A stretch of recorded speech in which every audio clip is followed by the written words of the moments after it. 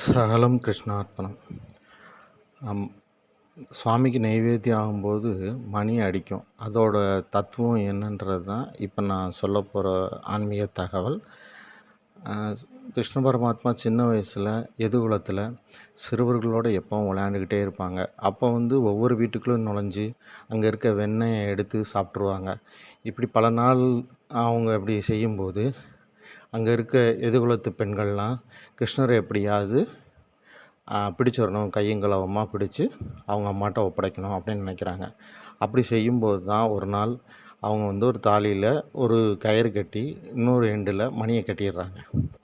அப்போ பகவான் பார்க்குறாங்க. மணிக்கிட்ட போய் கேட்குறாங்க, மணியே, நான் இந்த மாதிரி திருட வந்திருக்கேன், நீ அடிச்சிடாத அப்படின்னு.